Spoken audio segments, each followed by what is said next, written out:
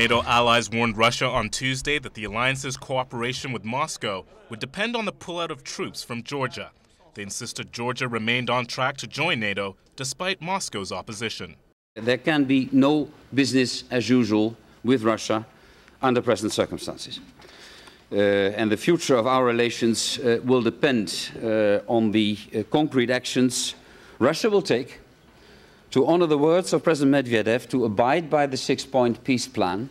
The emergency meeting in Brussels highlighted a rift within the 27-nation bloc between former Soviet satellite nations wanting tough action against Russia and Western European members warning against antagonizing Moscow. The NATO allies also agreed to strengthen relations with Georgia by creating a special consultative body.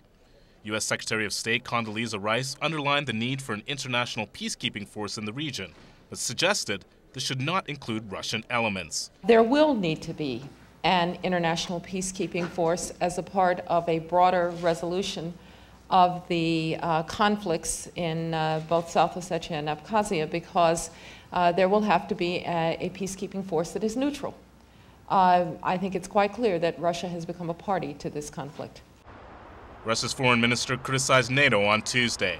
Addressing a news conference in Moscow, Sergei Lavrov insisted Moscow was not occupying Georgia and had no plans to annex the separatist Georgian regions of South Ossetia and Abkhazia. Россия никого не оккупирует, не собирается оккупировать. Мы не имеем планов аннексировать чью-либо территорию.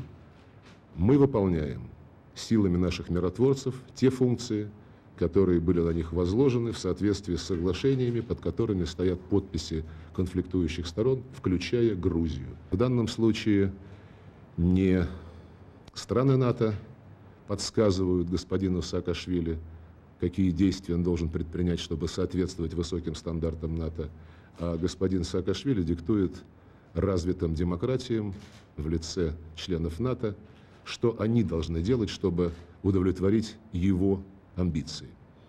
In the port city of Poti, Russian soldiers purportedly captured Georgian servicemen at a key port, but the Associated Press could not independently confirm their country of origin. A small column of Russian tanks and armored vehicles withdrew from the strategic Georgian city of Gori on Tuesday in the direction of South Ossetia.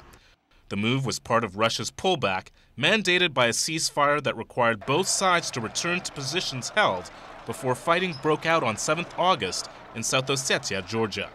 In an editorial from the independent newspaper entitled "NATO is Walking a Tightrope with Georgia," and Penketh states that NATO foreign ministers want to send a tough message to the Kremlin, but the big powers know they cannot afford to isolate Moscow, which remains an essential partner for the U.S. and Europe in dealing with other major crises, such as the showdown with Iran over its nuclear program.